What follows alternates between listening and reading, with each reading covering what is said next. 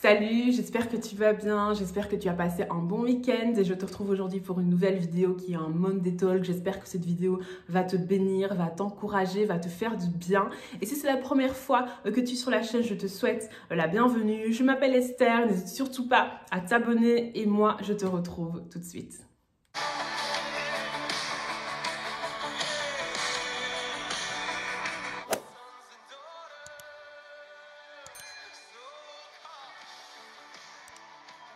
Alors dans le livre de la Genèse au chapitre 12, il y a toute une série de promesses que Dieu fait à Abraham et la Bible nous dit notamment ceci.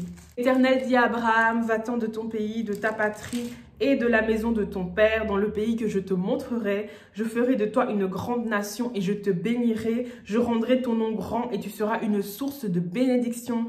Je bénirai ceux qui te béniront et je maudirai ceux qui te maudiront. Souvent, quand certaines personnes parlent du plan de Dieu pour leur vie, quand certaines personnes parlent de leur appel, parlent de ce que Dieu a prévu pour eux, ou que certaines personnes parlent en fait des intérêts qu'ils ont à cœur, les gens ont tendance en fait à penser et à dire même que ce sont des choses qui ont l'air trop grandes, que ce sont des choses qui ont l'air impressionnantes, que ce sont des choses qui sont peut-être trop poussées pour eux, trop compliquées pour eux. Et certaines personnes ont tendance à se demander, mais est-ce que c'est vraiment Dieu qui m'a parlé? Est-ce que c'est vraiment Dieu qui me demande d'accomplir toutes ces choses, de rentrer dans toutes ces choses qui semblent tellement extraordinaires? Je pense que c'est pour quelqu'un d'autre, mais je ne pense pas que c'est pour moi. C'est un peu le genre de réflexion, le genre de pensée, le genre de raisonnement en fait que certaines personnes ont par rapport à leur destinée, par rapport au plan de Dieu pour leur vie. Alors mon frère, ma sœur, j'aimerais te dire aujourd'hui que parce que nous servons un Dieu qui est grand, sache que le plan que Dieu a prévu pour toi est grand également. Sache mon frère, ma sœur, que si tu as été reconnecté avec Dieu au travers de la nouvelle naissance, j'aimerais vraiment te dire que le plan que Dieu a prévu pour ta vie, l'appel que Dieu a prévu pour ta vie, la destinée que Dieu a prévue pour ta vie depuis l'éternité, sache que depuis que tu as été reconnecté avec Dieu au travers de la nouvelle naissance, cette destinée est disponible. La Bible nous dit dans le livre des Éphésiens au chapitre 2 verset 10, « Car nous sommes son ouvrage ayant été créés en Jésus-Christ pour de bonnes œuvres que Dieu a préparées d'avance afin que nous les pratiquions. » Mon frère, ma sœur, nous sommes l'ouvrage de Dieu. Et parce que Dieu est un Dieu grand, parce que Dieu est un Dieu puissant, parce que Dieu est un Dieu merveilleux et extraordinaire, il a prévu pour nous des destinées puissantes, il a prévu pour nous des destinées extraordinaires, il a prévu pour nous des destinées qui impactent. Et de la même façon que Dieu a dit à Abraham, je rendrai ton nom grand et tu seras une source de bénédiction. Mon frère, ma sœur, Dieu te dit également, je rendrai ton nom grand et tu seras une source de bénédiction. Il n'y a pas de petit appel, il n'y a pas de petite destinée. Mais est-ce que tu vas accepter de croire les paroles que Dieu dit sur ta vie? Est-ce que tu vas accepter de comprendre le plan que Dieu a prévu pour ta vie, la destinée que Dieu a prévue pour ta vie et accepter de rentrer dedans? Accepter d'être la source de bénédiction que Dieu veut que tu sois. Parce que le problème, mon frère, ma sœur, ce n'est pas ton appel, ce n'est pas ta destinée. Le problème, ce n'est pas Dieu. Le problème, c'est est-ce que toi, tu es prêt à faire tout ce qu'il faut pour que tu puisses accomplir pleinement le plan de Dieu pour ta vie et pleinement rentrer dans ta destinée, parce qu'il y a une vie d'impact que Dieu a prévue pour ta vie. Il y a des personnes en fait qui attendent que tu rentres dans ton appel. Il y a des personnes qui attendent que tu accomplisses ce que Dieu a prévu pour ta vie pour qu'ils soient bénis par toi, pour qu'au travers de toi, leur vie soit impactée, pour qu'au travers de toi, leur vie soit transformée. Sois appelé en tant que ministre de la parole, donc que ce soit apôtre, prophète, pasteur, enseignant, évangéliste, que tu sois appelé dans le domaine de l'architecture, que tu sois appelé dans le domaine de l'enseignement, de la construction, dans le domaine scientifique, dans le domaine politique, soit appelé dans le domaine juridique ou dans le domaine économique ou encore dans le domaine de la santé ou dans le domaine des affaires ou dans le domaine de l'entrepreneuriat, soit appelé dans le domaine social, dans le domaine caritatif, etc. Mon frère, ma soeur, tout ce que je sais, c'est que Dieu veut rendre ton nom grand et veut faire de toi une source de bénédiction. Il est temps d'arrêter de se voir comme les autres te voient. Il est temps d'arrêter de se voir avec ses lunettes du passé. Il est temps d'arrêter de se voir avec les étiquettes que la société te colle,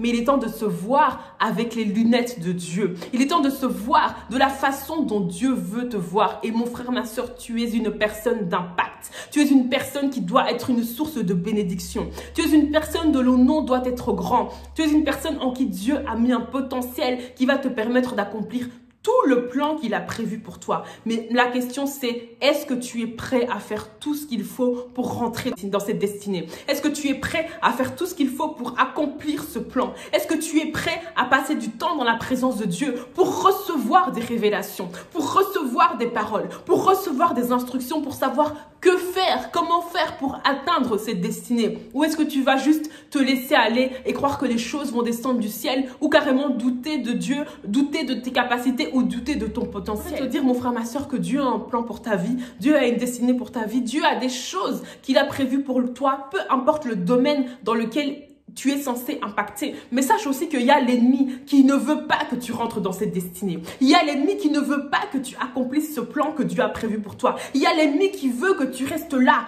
passif, inactif, sans porter de fruits. Alors, qui est-ce que tu vas servir, mon frère, ma soeur?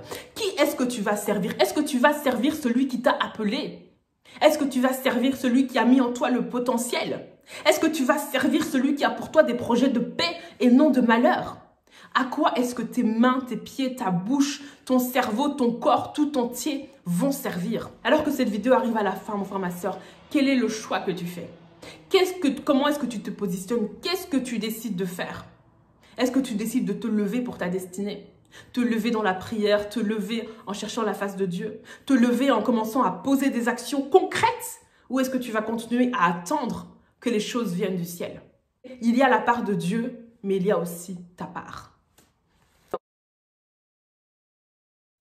Seigneur, je te remercie pour mon frère, ma soeur. Seigneur, je te remercie pour chacun d'entre nous. Je te remercie et je te rends grâce et je te loue, Seigneur, parce que tu as prévu pour nous des destinées glorieuses. Parce que tu as des destinées bien précises et uniques pour chacun d'entre nous. Et je prie, Seigneur, pour que nous soyons conscients à quel point nous sommes responsables, à quel point nous avons notre part, à quel point il y a des choses que nous devons faire. Et que nous ne soyons pas de ces ouvriers passifs, de ces ouvriers paresseux, de ces ouvriers inactifs qui attendent que les choses se fassent tout seuls. Mais que nous soyons de ceux qui avons soif de voir accomplir le plan que tu as prévu pour nous. Que nous soyons de ceux qui avons soif de voir le nom de Jésus-Christ élevé dans tous les domaines de la société. Que nous soyons de ceux qui avons soif de voir Dieu et les valeurs divines impacter tous les domaines de la société. Que nous soyons de ceux qui avons soif de voir les âmes être arrachées du royaume des ténèbres. Alors Seigneur, que nous soyons remplis d'audace, que nous soyons remplis de courage, que nous soyons remplis de ferveur et de ténacité pour accomplir le plan de Dieu pour nos vies et que nous soyons des personnes qui sont remplies de ta présence, remplies du Saint-Esprit, remplies de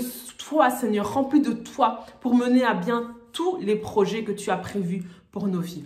Merci, Seigneur, pour qui tu es. Merci pour le plan que tu as prévu pour nos vies. Merci, Seigneur, de nous rendre partenaires, Seigneur, de ce que tu veux faire sur terre. C'est un véritable honneur pour nous, Seigneur. C'est un véritable privilège pour nous, Seigneur, de pouvoir servir le roi des rois, le Seigneur des seigneurs, celui qui a accès au cœur de chaque homme, celui qui est omniprésent, omniscient, omnipotent et éternel, celui qui connaît toutes choses. C'est un véritable honneur et privilège de pouvoir te servir et que nous soyons trouvés dignes, Seigneur, des choses que tu nous demandes de faire. Merci, Seigneur. Amen. Amen, amen. Je rends grâce à Dieu pour ta vie. J'espère que tu vas de plus en plus réaliser à quel point tu es précieux, à quel point tu as de la valeur et à quel point tu es utile dans le royaume de Dieu pour gagner des âmes, pour impacter les différents domaines dans lesquels Dieu t'appelle. Peu importe le domaine que c'est, le plus important c'est que tu saches quel domaine c'est et que tu rentres dans ton appel pour pouvoir aller y impacter et aller y faire ce que Dieu attend que tu fasses. En tout cas, vraiment, merci encore d'avoir suivi cette vidéo jusqu'au bout. Si elle t'a béni, n'hésite surtout pas à la partager autour de toi. Et moi, je te retrouve très vite pour une prochaine vidéo. Bye.